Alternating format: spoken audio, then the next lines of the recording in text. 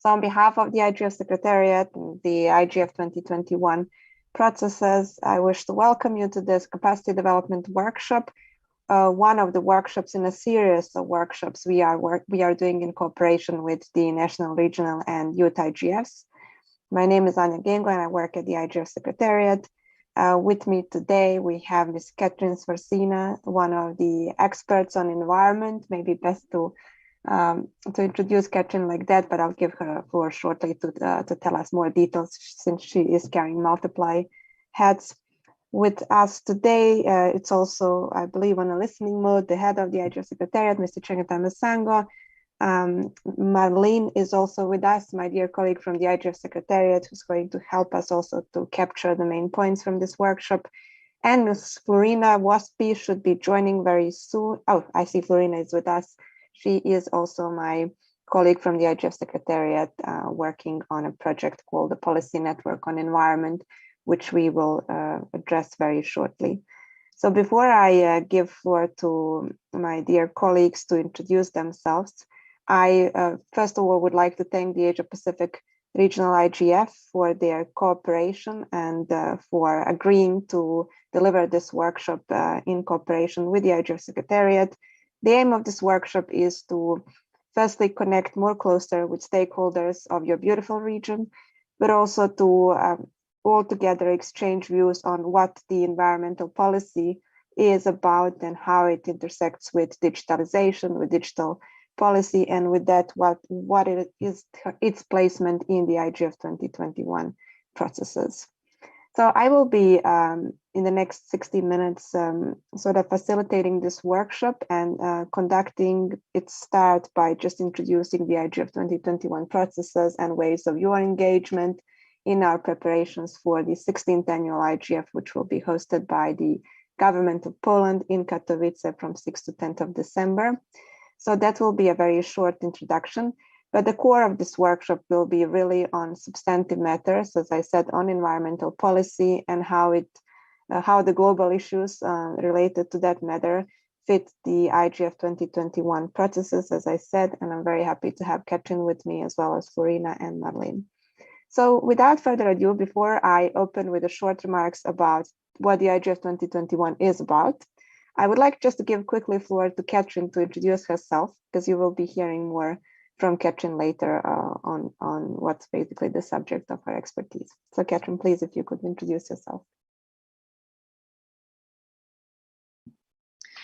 Thank you, Anja, and thank you to the APrIGF organisers for having me as well.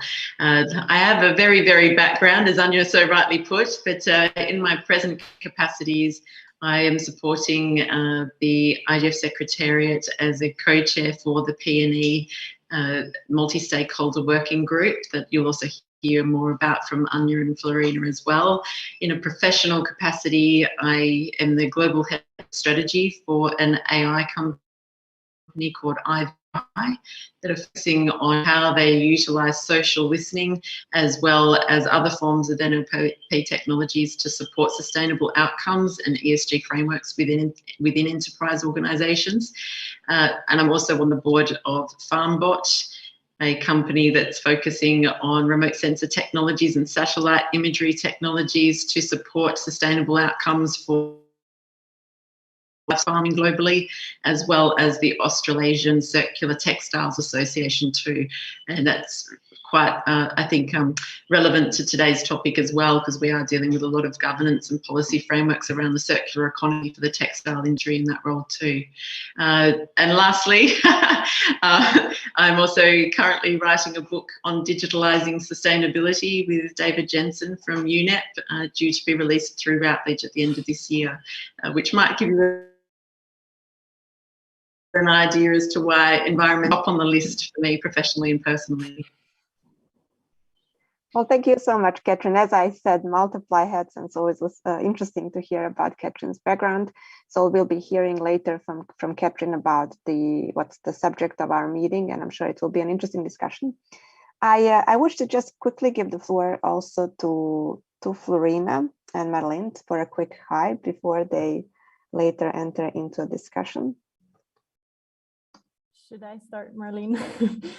So hi everyone, thanks so much for inviting me to this call as well. I've already shared some infos about the PNE or the link to our main webpage in the chat, so feel free to check that out during the discussion as well. We have an FAQ page up on there, which probably answers some of the questions you might have, but we are happy to answer any other questions and maybe get a bit more in depth. You will get a first overview, or not overview, but a kind of an in-depth look in one of the work streams that we have that is on environmental data, which is led by Kathryn and other group members. So I'm sure that she can also already give you a little bit of an insight into some of the topics we are discussing, but we do have other work streams on other topics related to this nexus on environmental and sustainability and digitalization. So you can check that out on our website or ask questions later. Thank you very much, Flurina. And Madeleine, can we have a quick hi from you? Hi, everyone. I'm interning at the Internet Governance Forum, and I'm here to take some notes and also just support the conversation in general. So nice to meet you all. Well, thank you. Thank you very much, Madeleine. So with that, that's a small team of people, but very valuable people that's going to support this workshop in various capacity. And I really want to thank them at the beginning for their time and efforts and contributions, especially to the Policy Network on Environment. So as I said at the beginning, we have a little bit less than 1 hour in front of us, and our agenda, as probably you saw in the program, will really focus on a brief introduction on ways of engagement into IGF 2021 processes and what the whole 16th IGF is about. And then the core of our discussion will relate to the intersections of environment and digitalization. We're especially going to speak about the importance of environmental data for the sustainability of our planet and well-being of people. And in that context, also, we're going to speak about what we can do in our personal capacity for better quality of life for all of us, and what big stakeholders, meaning the big organizations, can do, and why collaboration and cooperation is important. With that, let me share a couple of slides with you so that we can briefly go through the IGF 2021 processes.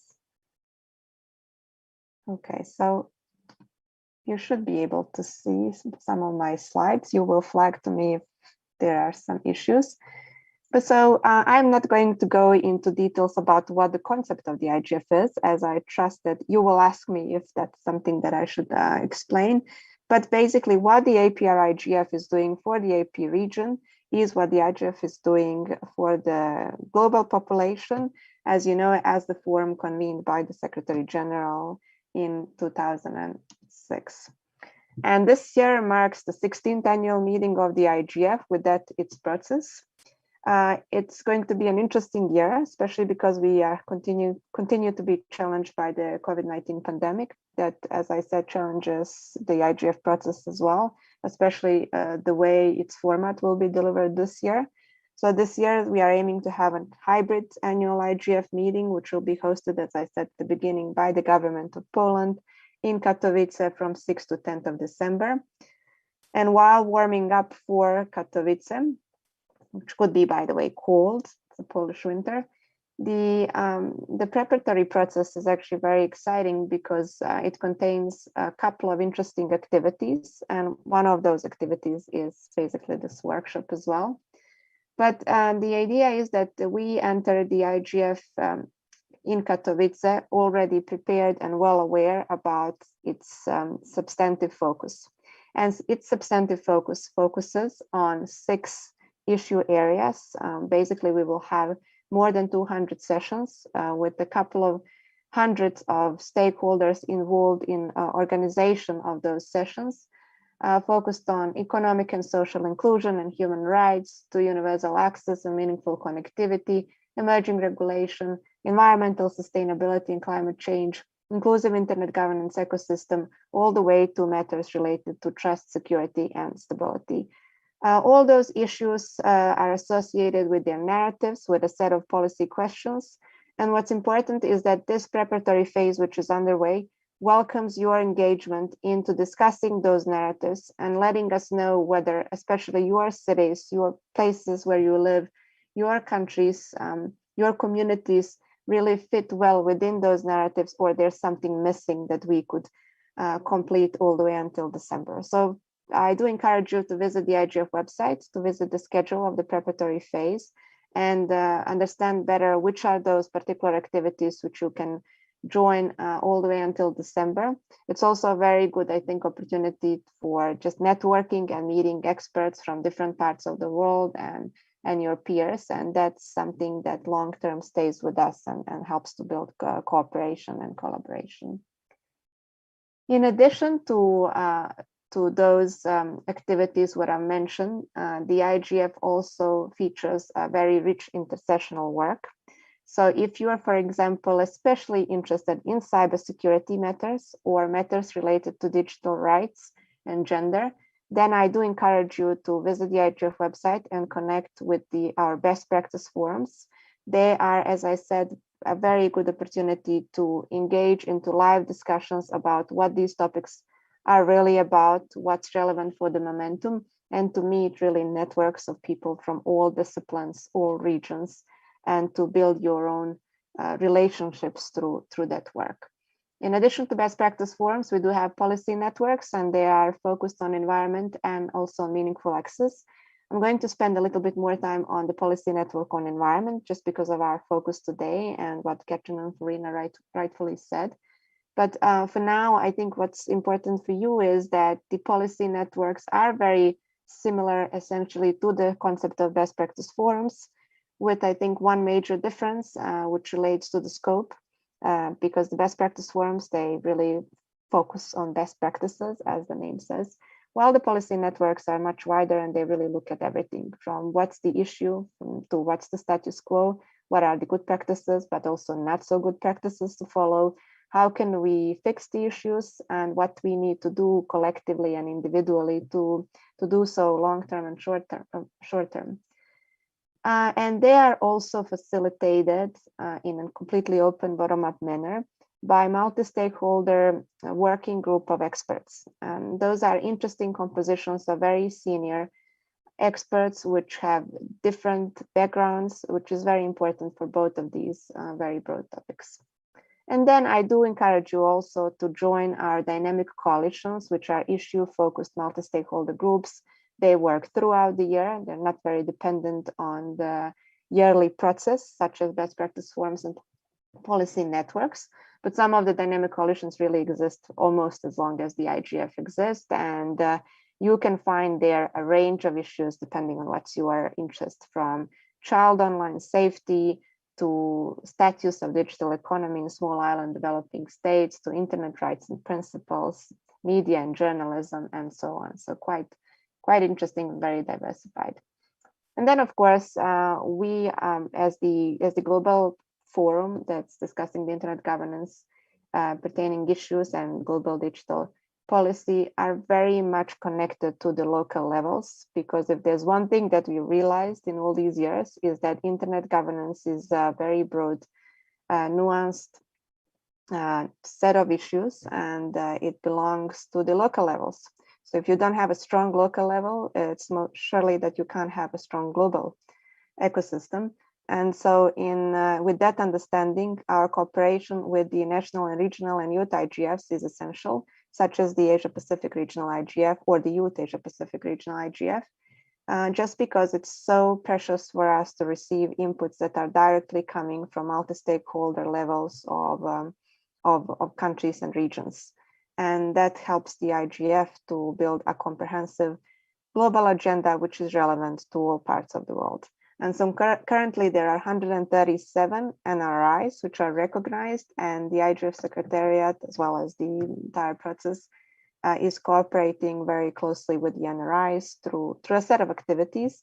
And I am most happy to respond to these activities should I receive questions for you. But for now, I think the IGF website is very informative, and I, in the interest of time, don't want to spend a lot of time on this part. Just very quickly, as I said, the hybrid format of the IGF in Katowice when we meet means basically that regardless if you will be able to join us in person in Katowice or like this morning through digital means, then your way of participation will for sure be meaningful. And that's what we are working now with a group of stakeholders and experts within the IGF process to ensure that the 16th IGF and its hybrid format is relevant for all. With that, I think I'll quickly make a pause here. And yes, and then maybe just make a very quick transition to what's our focus now, and then after that give floor to Kathryn. So very briefly, why the environmental policy in all what I've said is very much relevant and important to the IGF 2021 processes. So as I said at the beginning, globally speaking, the environmental sustainability is something that's gaining more and more the momentum in the global public discourse, and the IGF is no exception of that. Since last year, when the IGF had for the very first time a very formalized track on the theme of environment, it received so much attention that this year I think received even more prominence, and it was even better formalized, let's say. So meaning that it allows much more, many more opportunities for stakeholders to engage, regardless of if on individual or organizational level. But speaking globally, as I said, in the framework of the United Nations, I think the best starting position is really to start from the 2030 Agenda for Sustainable Development and the associated 17 goals to achieve it. So if you just kind of browse through the goals, even without any deep knowledge, it's very easy to understand how environment as a concept is very much incorporated and is very much cross-cutting through all 17 goals, when with some goals it's actually a direct focus. So it's just obvious that if you look, for example, in the goal 2, in goal 3, in goal 6, if you look at goal 7, which relates to affordable and clean energy, goal 11, for example, 12, 13, 14, 15, 17, then you will see that they're very much directly related to ensuring that we have a healthy planet on which we live, and that the lives of people are relating to basically decent conditions and decent standards. And the IGF, as I said, is really no exception to the environmental sustainability becoming much more important to the global discourse. So what I said at the beginning about the issue areas, you'll notice that the environment is incorporated into its main issue areas. So environmental sustainability and climate change, with a set of policy questions which relate to primarily increasing awareness among policy makers and developers, and I would say even decision makers, to measuring impact, but also reducing impact, to environmental education, and what later Kathryn will be speaking to us about environmental data as well. All that is very much focus of the IGF 2021 issue area related to environment and climate change. And later we will just hear about some concrete examples on how this translates to real world, and how do we experience all on individual but also collective levels the issues that exist on this area, and how can we, with the power of digital technologies backed with good digital policies, can reduce its impact.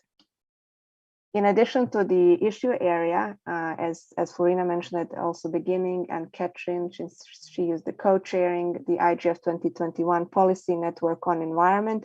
It's one of the intersectional work streams which allow for direct engagement of all stakeholders into discussions which relate to a broad set of issues related to environmental sustainability, and especially that intersection that exists between the environment and digitalization and good digital policies.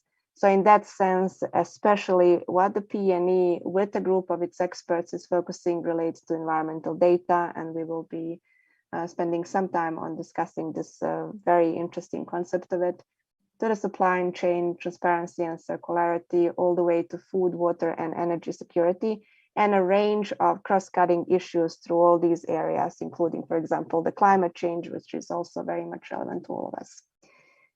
I will paste in the chat, with also Flurina's help, the link also, so you can see who are the members of the multi-stakeholder working group of experts. while listening to Kathryn. Kathryn is going to take the floor shortly now and guide us more into basics, what the intersection of environment and digitalization is really about, and why environmental data is very much central to it, and why it's getting so much prominence and a central position on political agendas of a number of governments, number of intergovernmental processes, but also tech companies, which play a very important role in preserving our environment through digital policy and good behavior in digital environment. So with that, maybe I'll give floor now to Kathryn to guide us through that part. And while Kathryn is speaking, I'm going to, of course, encourage everyone to be active, post questions in the chat. They can relate to the first part of my presentation or what I've said now, and of course, reflect on now what Kathryn will start speaking. And we will ensure to also reserve time for you to speak. We would like to hear your experiences as well. So Kathryn, please, you have the floor. Okay, so let's just give a couple of minutes to Kathryn to join. While waiting for Kathryn to join, I just want to focus a little bit on the policy network on environment and how its processes work, especially on what the substance is about. So can I ask Flurina just very quickly for a few words to just tell us practically how the areas that I've just mentioned, which relate to environmental data, food and water security, supply chain transparency, work in practice with the PNE, and if somebody wishes to join, how that process could go. Sure, no problem. So as I said, we have this website that I've linked earlier on. Maybe I can link to it again. I'll just put it in the chat. So feel free to maybe access that one, because on there's really all of the information that you need. And if you go on this website, you can see that we have these, Anja showed this nicely, we have these different topical areas, and all of these topical areas are chapters of the report that we are working on right now. And it will probably be the most intense period of work over the next 1.5 months, since we're targeting to publish and discuss the report with the larger IGF community at the IGF 2021 in Katowice in December. So we have different chapters, and these chapters are working with different work streams. So Kathryn, who will be presenting the environmental data work streams, or some results we have there, is one of the work streams, but we also have a work stream on food, water, and maybe energy security, depending on who is there. Obviously, we're very much depending on the people who are within these work streams and their competencies and their knowledge and interests. We have a work stream on supply chain transparency and circularity to address the whole issues of circular economy and how important it is to have a circularity, or to go towards circularity within the whole digitalization sector, which is very much linear up until now, which is not very resource efficient at all. So we'll be talking about these issues there, and we have an overarching issues chapter to address kind of the obvious need for there are a lot of topics that are spanning different thematical areas, or that cannot be placed in one thematical area, like the whole, I think Anja or me will be talking about this some more later, whole issue of collaboration, global collaboration. How can we ensure that we have an accurate representation as well, that we include minorities, that we include underrepresented communities that are most often most affected by climate change. So this is a huge topic that we want to address, as well as just the question of how can we make the measures that we take sustainable, in the sense of that they're interoperable between different contexts. This will also probably be something that Kathryn will be touched upon, but I just have seen that her video has popped up again, so I can imagine that she is back again. But please, feel free to have a look at this website, and if there's any topic that interests you especially, then now would be the best time to let us know. There is a request to join the workstream link on the website, so you may request to join any workstream. Just be mindful of the fact that we have started working for a couple of weeks, months now in these workstreams, and we will only probably accept new co-authors to the workstream until the end of September, beginning of October, which is right about this week. So really now would be the perfect moment to consider joining one of these work streams if you feel like it. If you feel like you would like to contribute to the discussion, there is also the option to be a reviewer to any one of these chapters. We will have a big open consultation in November, which we are yet to schedule with the IGF Secretariat. So that will also be communicated to you if you're interested in just giving your opinion or your perspective also with regards to the local specificities that you have in this region. So that will be much appreciated. Well, thank you so much, Flurina. And I think you also partially responded to the fire circle TT question in the chat. But if there's something to add, that would be great. I think Kathryn is back. So let's check with Kathryn if audio and video is now fine and if she can speak. Hi, hello. Are we on again? Yes, very much. Perfect. Wonderful. I might just kill my video. We're in lockdown in Sydney, as you probably all have heard at some point, and sometime the internet has been a little bit sketchy since then. So I might kill my video and see if that helps with streaming as well.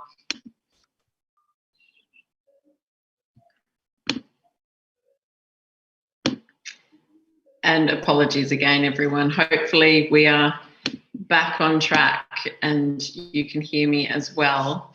That's perfect. Audio is fine.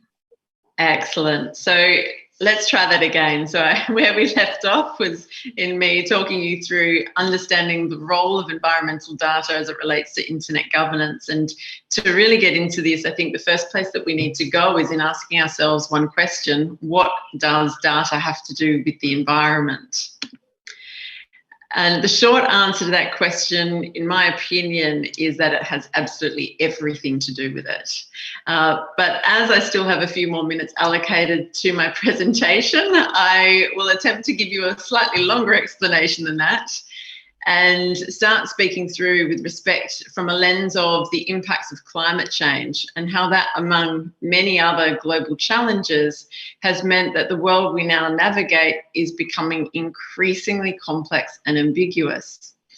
Understanding the relationships between key human systems and how they impact our natural systems and resources has become a paramount need.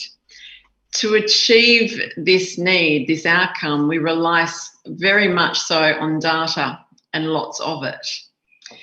But where is all this data going to come from? Well, the good news is the digital revolution has done us quite a large favour in that respect.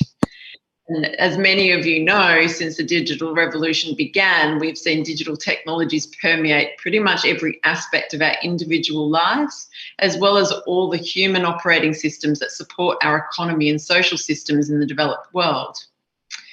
By the end of 2021, it's estimated that we will have 35 billion IoT devices connected by the web.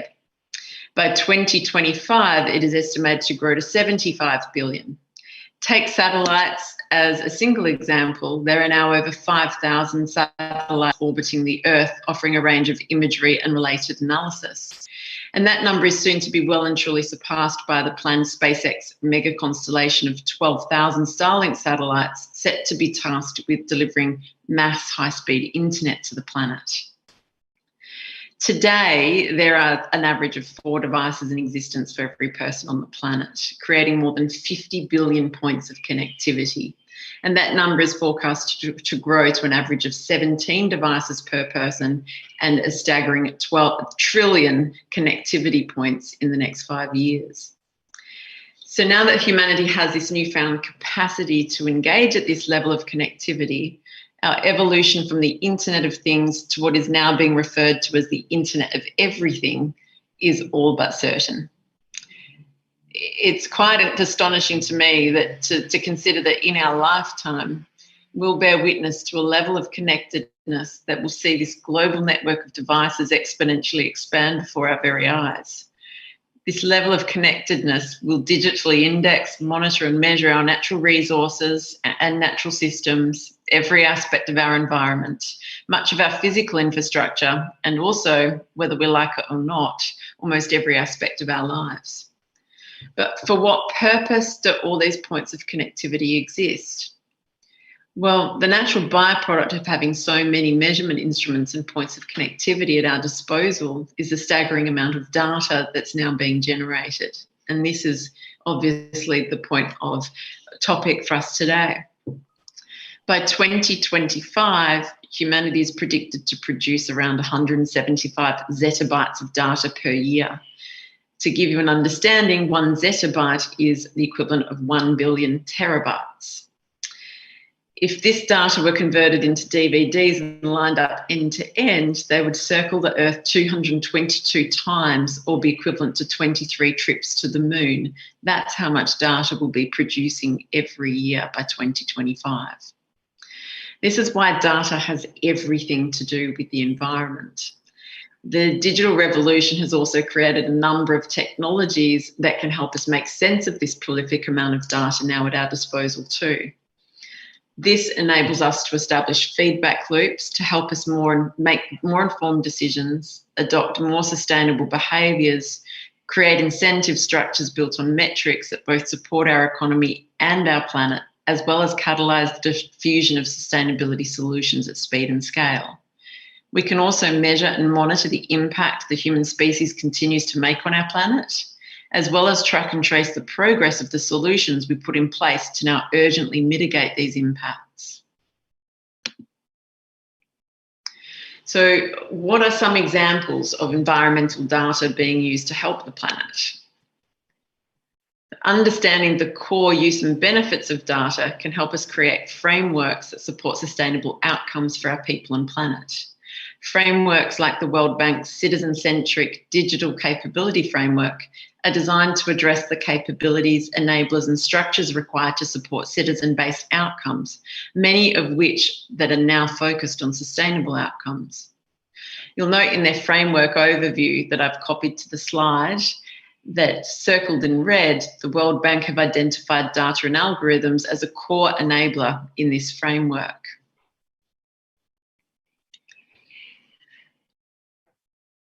Climate Trace is also attempting to increase, and in their words, make radical transparency for global emissions. They've done this through partnering with a company that you may be very well aware of called Planet, who have the largest privately owned constellation of satellites in space. They are working together to create a greenhouse gas emissions tracker supported by former President Al Gore that will use Planet's data to extract and analyse climate emissions signals latent in our data. By identifying the point sources of carbon dioxide and methane, these projects use agile aerospace approach to standardise a broad and transparent global view on emissions, enabling companies and governments to reduce leaks and comply with reduction targets. But obviously, being that way also enables the rest of the world to look on, which enables further accountability for these governments and companies also. On a more consumer-driven front, Greener's World approach saw them be recognised as the #1 clean tech startup in Australia a number of years ago. Greener are a marketplace founded on the premise that everything we buy has a hidden price tag costing the planet, those being the emissions that cause climate change that are attached to the products and services we consume. At Greener, they've brought together the world's leading environmental and behavioural scientists to shine a light upon businesses that are better for the planet, for everything you buy. They've then brought these organisations and brands into a marketplace through an app where consumers can engage with that app so that they are aware of which businesses are actually working towards net zero outcomes and other forms of sustainability. They then do the legwork behind the scenes to work with the brands and companies to then neutralise the emissions from their consumers' purchases, to make sure every dollar their customers spend also impacts the planet in a positive way.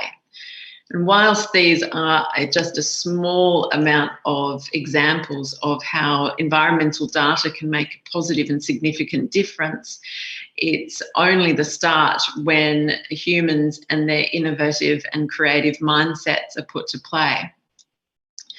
So when we think, though, on environmental data, its use cases, we then also need to consider how internet governance fits into this picture as well. And if Flurina's managed to get the data value slide up, that would be amazing. I hope she has. That this data value slide gives you a pretty brief but also clear understanding of how data supports environmental outcomes, because production and use of data is in everything we do and also is being measured against every resource and environmental system that we have. We now have this unique opportunity to start understanding so much more about our planet and being informed in so many more ways on how to change our behaviours and what have you. But this is, in my opinion, what has caused a rather large conundrum for our internet governance community, because we are overwhelmed with all the different ways that environmental data can now be utilised in the world, that it makes governance even more of an urgent topic for us to discuss than it ever was before. And as the internet is such an integral part throughout that whole value chain of data, we really have to start wondering as well and considering, how does this value chain impact different sectors and industries, and also how we personally go about engaging with data too.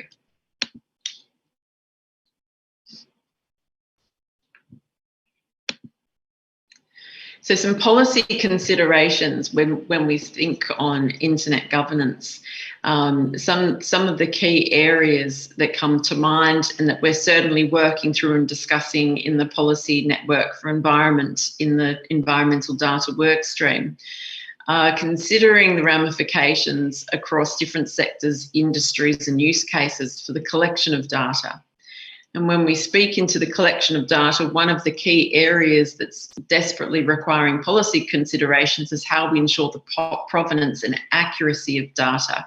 So as we're collecting it and sharing it across multiple different platforms and infrastructures and across so many different use cases, how do we ensure the integrity of the data that is being shared?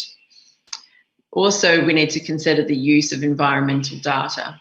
And so this encapsulates privacy and ownership issues, cybersecurity, prevention of bad faith discourse, people using environmental data so that they can figure out where the loopholes are in policy and regulatory frameworks, and also the big issue around transparency. If we can't see it, we can't measure it. And so this is very much a hot topic with respect to how internet governance and policy considerations intersect, particularly with our private sector, but also our government sectors as well. Access to environmental data is also really important for us to consider. The conversation around universal basic internet is something that is being heavily discussed in our sister P&E group on access, equitable access, but then also inclusion and equity as it relates to environmental data. Who says who gets access to what and for what reasons? And how do we address the risk of increasing the digital divide through the use of environmental data as well, with respect to ensuring that equitable access to resources, tools, the infrastructure that can support big data lakes, and also the knowledge and skill sets locally is able to be accessed. And finally, the interoperability of data, which I believe is probably one of the largest and hottest topics for internet governance. How can we possibly enable the agnostic flow of environmental data across various platforms and infrastructures? Does that mean that there is a strong call to create an API for the planet? But if that is the case, then who owns what and where and why?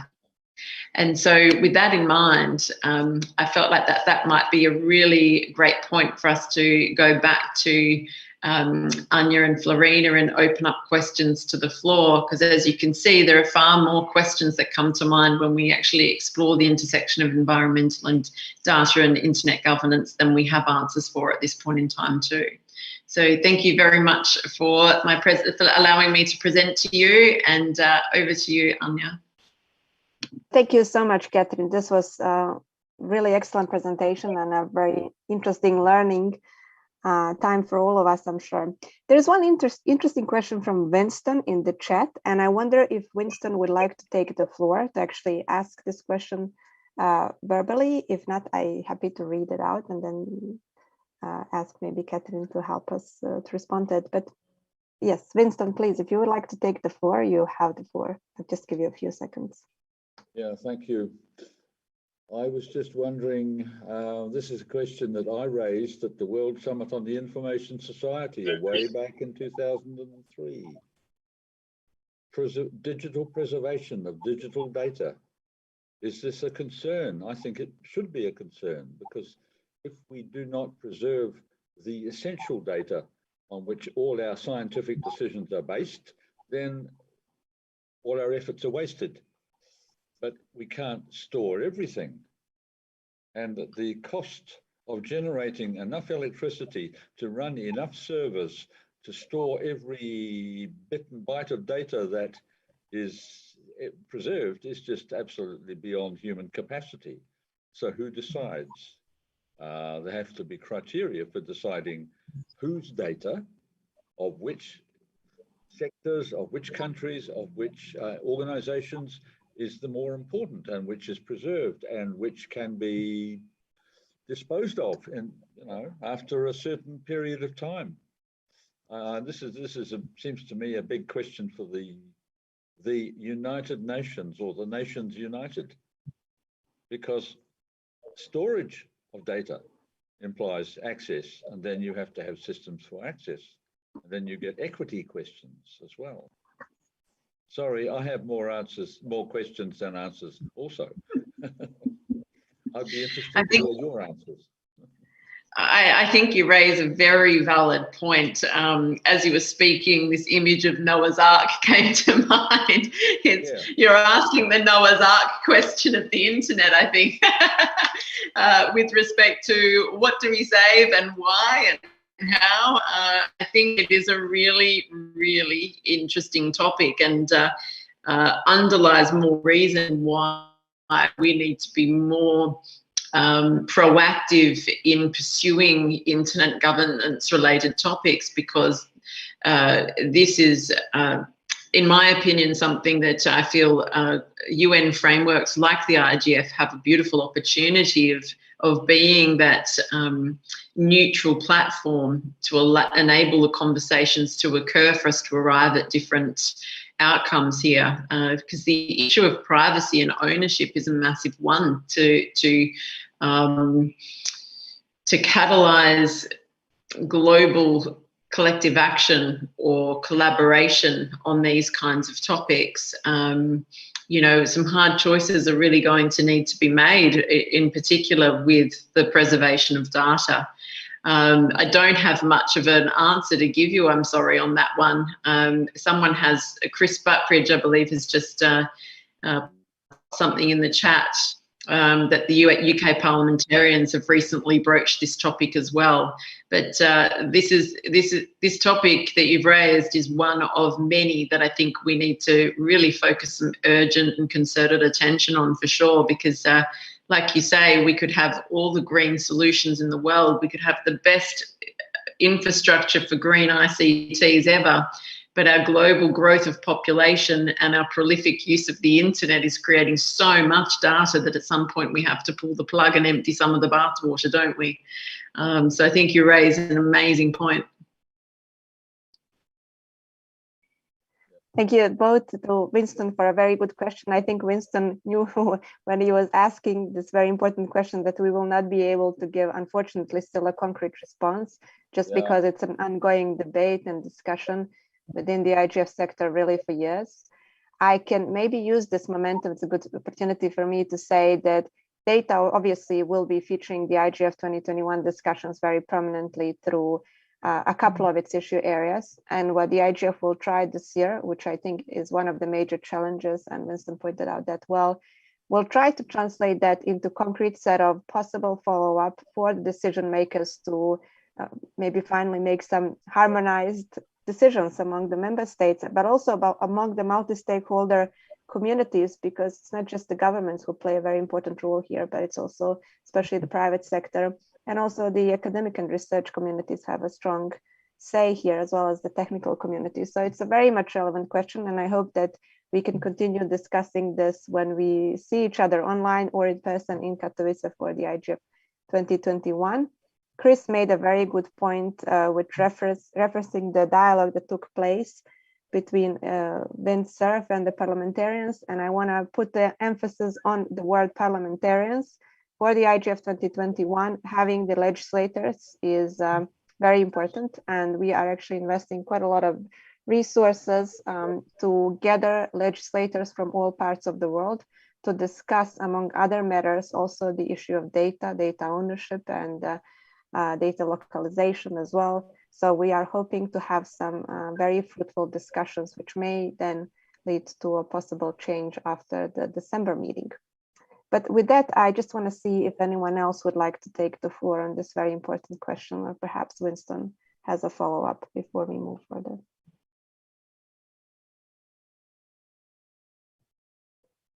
Okay, so I don't think there are any follow-ups to this.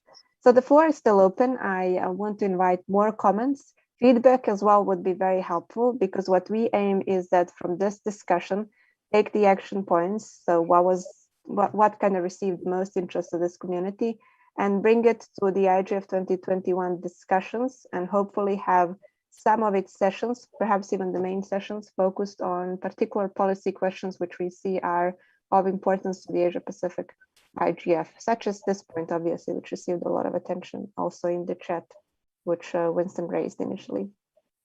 So let me just give a couple of seconds if somebody would like to take the floor, or perhaps post in the chat any intervention you might find relevant. There is, I think, one hand. Just see. Yes, Johanni, please, yeah. You have the floor. Hi, Johanni from Sri Lanka. I think that question is something we should ask from ourselves. It's not something to do with the big organizations. The first thing is we should think whether we are responsible for our data, because as individuals, we store most of the things which are useless. Since we have the cloud, what we do is buy the cloud space and store everything we have. And we are not removing what is not necessary. And we are not going back to our data and check whether we are doing, whether we are saving the right things. Since we have the space in cloud, since we have the money to buy that, what we do is saving all the things maybe which are not necessary at all. And the other thing is, in terms of eating the energy, again, as individuals, how many of us are eating energy by not switching off our devices where we don't use them?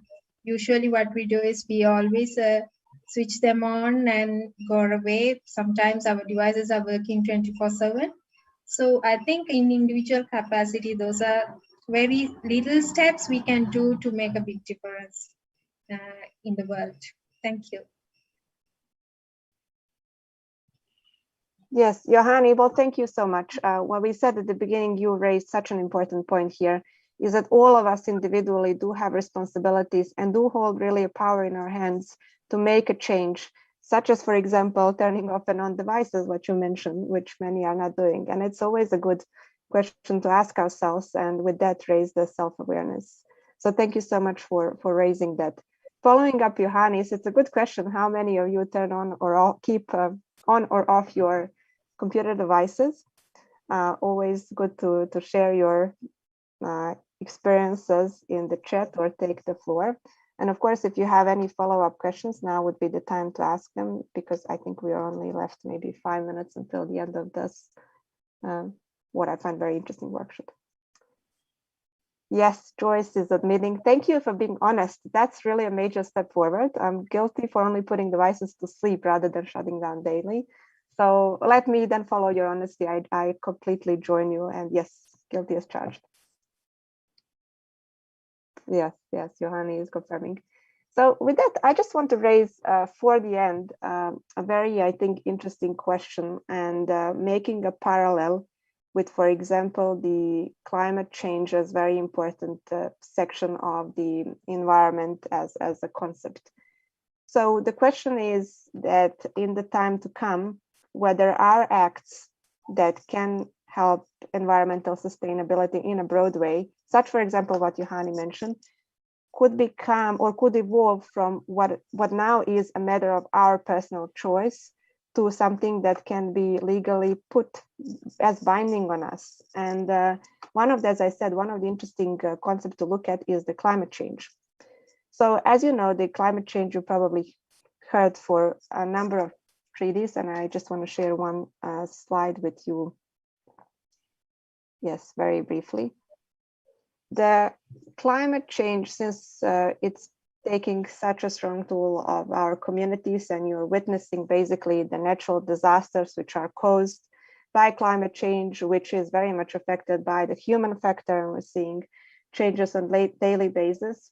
Obviously, the awareness is very much on a much higher level than it was, let's say, maybe 20 or 30 years ago, with not just the member states, but really with the multi-stakeholder communities, such as also the big tech companies, which are now, as you see, committing to net zero carbon emissions, to also academic and research communities, which are putting a lot of pressure on those that are producing a lot of, for example, e-waste, which is one of the, what you mentioned, which is one of the important factors in impacting the climate change.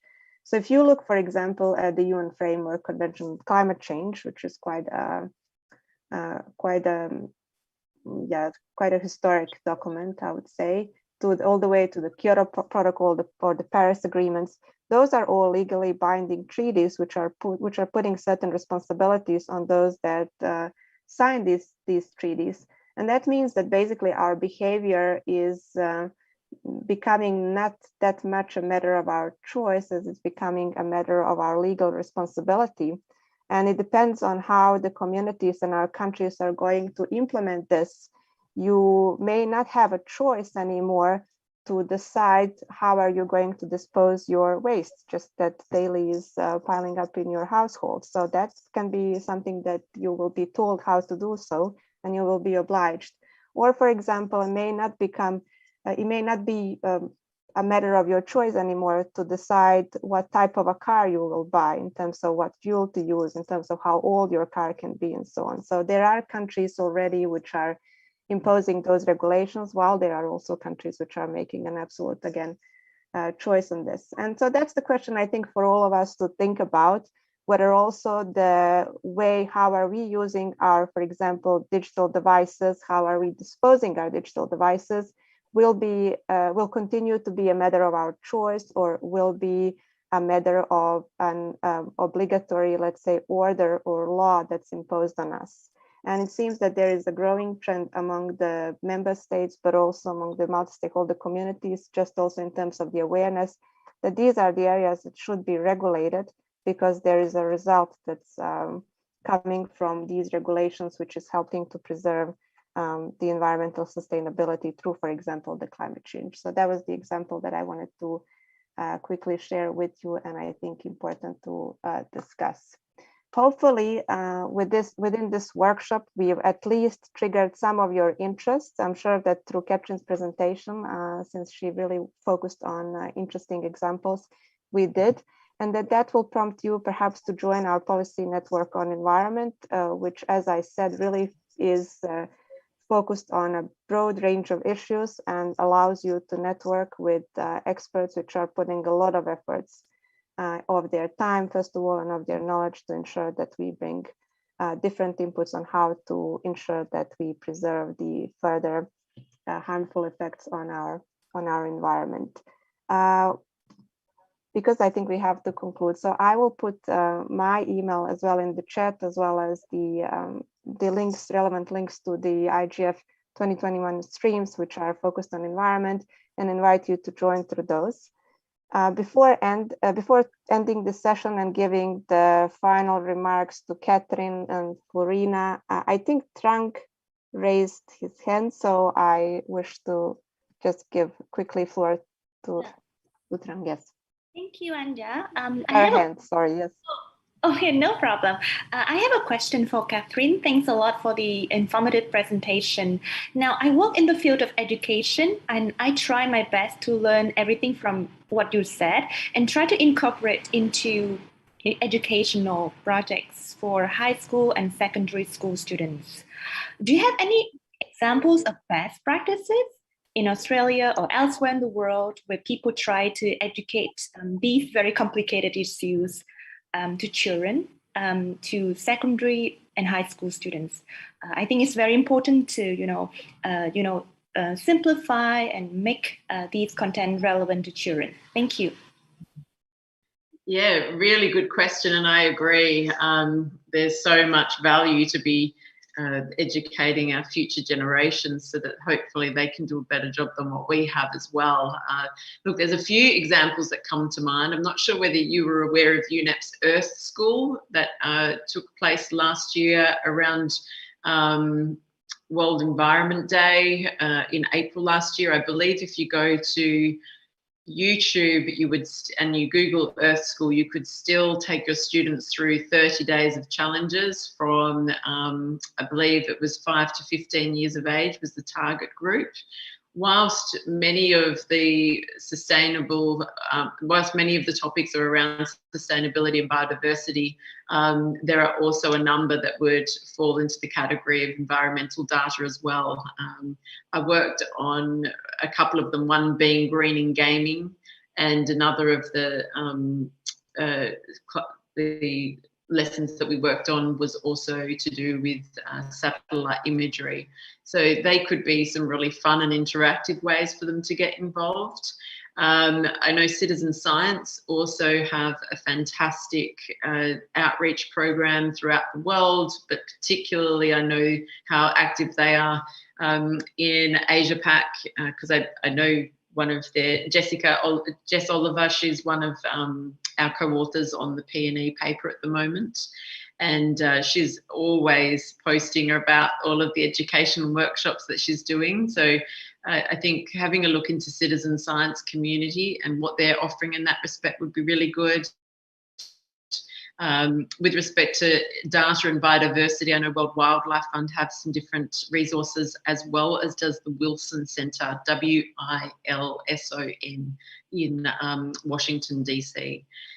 Some really great resources there too. Thank you. Thank you so much, Kathryn, for responding. And I hope that responds to Trang's very good question. So we will make sure also to capture these initiatives and share maybe links with all of you through the formal report that should be out in a couple of days. I think there's a very interesting discussion in the chat. I'm very sorry that we don't have, unfortunately, any more time to continue this discussion. But these are the points that we will capture. As I said, we are going to pass them on to the members of the Multistakeholder Advisory Group and the teams which are formed there to help advance the narratives on, among other issue areas, also on environment. This will be a very helpful addition to it. And I'm sure it will provide us an opportunity for a formal way at the IGF 2021 in Katowice to continue discussing this very interesting topic. Thank you so much to the APrIGF. Thank you to Kathryn, Flurina, Marlene, everyone that were here. And please do join us online or in person in Katowice. And let's connect there and let's continue this very interesting discussion. Thank you very much. Please sign up to our mailing list so we can stay in touch. It would be really great to capture all of your important inputs. Thanks so much. Thank you. Have a good day. Bye. Goodbye. Bye, everyone. Thanks, Anja. Thanks, Kathryn.